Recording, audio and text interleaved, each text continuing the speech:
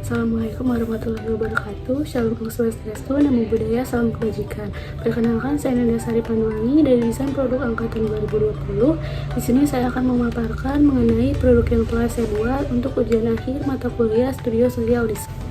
Pada mata kuliah ini, saya membuat sebuah produk yang saya berikan nama Dibek Learning. Produk Dibek Learning ini merupakan produk yang dibuat untuk membantu siswa sekolah dasar dalam pembelajaran daring dan juga dapat digunakan mereka untuk sarana pembelajaran mandiri, yaitu untuk menghafal bahasa Arab. Sebelum saya membuat produk ini, tentunya saya melakukan observasi dan wawancara terlebih dahulu. Saya melakukan observasi dan wawancara dengan siswa sekolah dasar yang bernama Kenzi.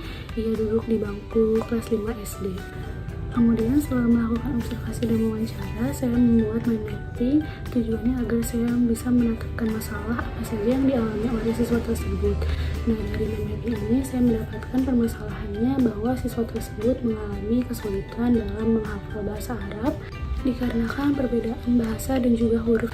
Kemudian permasalahan selanjutnya adalah kurangnya peran guru dalam pembelajaran daring, sehingga ia tidak bisa mendapat bimbingan secara langsung dan hanya bisa bertanya kepada orang tua, kepada saudara maupun temannya, ataupun melihat dan mencari jawaban di dalam internet.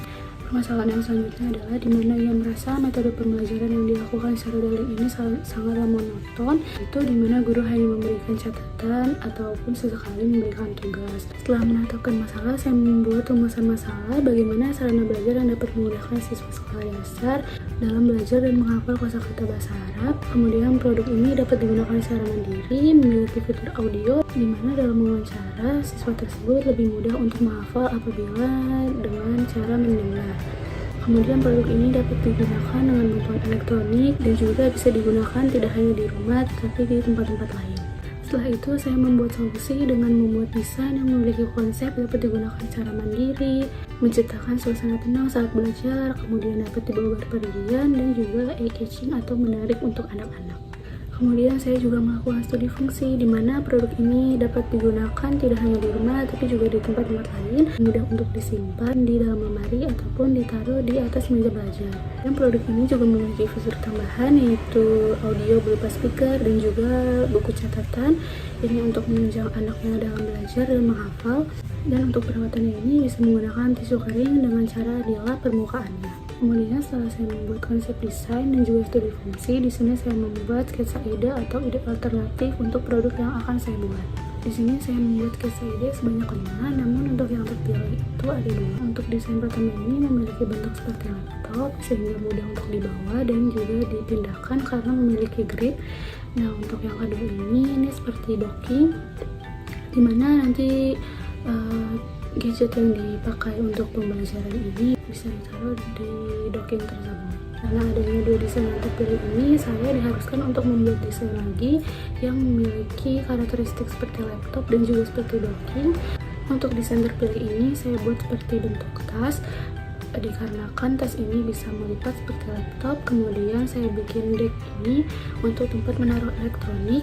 Kemudian tas ini juga dilengkapi oleh grip, fungsinya untuk memudahkan penggunanya dalam membawa tas tersebut apabila ingin digunakan selain di dalam rumah. Untuk desain akhirnya seperti ini. Untuk bagian tasnya saya menggunakan kulit dan untuk bagian decknya saya menggunakan kayu triplek. Nah, di sini saya akan menjelaskan mengenai alur proses pembuatannya. Yang pertama, di sini saya mempersiapkan alat dan bahan dulu, kemudian juga komponen-komponen atau produk yang akan digunakan nanti seperti barang elektronik, speaker, electronic holder, dan juga notes. Itu saya beli secara online. Kemudian setelah persiapan alat dan bahan, saya masuk ke tahap kedua yaitu pembuatan prototipe. Nah, untuk pembuatan prototipe ini saya bagi jadi 3 tahap. Yang pertama itu pembuatan deck. Pembuatan deck ini saya buat menggunakan kayu triplek yang saya ukur sendiri. Kemudian untuk colokannya dan pemasangannya saya lakukan dengan tukang.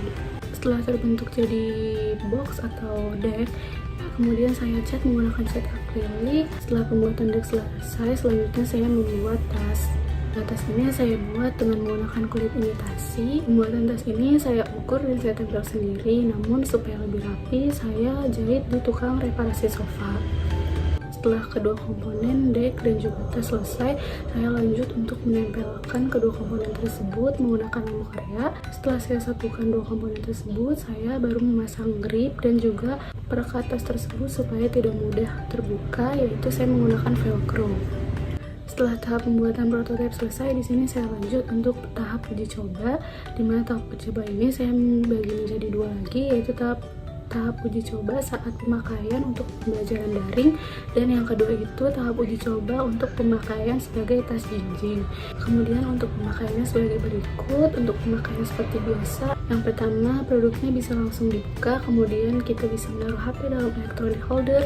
Setelah kita gunakan untuk pembelajaran daring, kita bisa tutup dan gunakan sebagai tas jinjing untuk disimpan ataupun dibawa berpergian. Di sini saya lampirkan video proses pembuatan prototipe dari awal hingga akhir.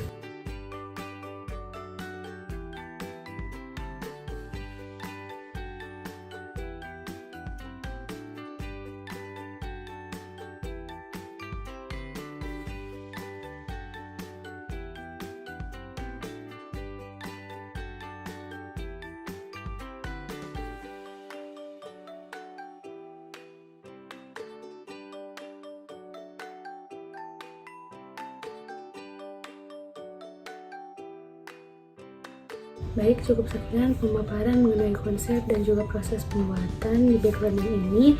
Semoga dapat bermanfaat kepada penggunanya, dan apabila ada kekurangan mohon dimaafkan.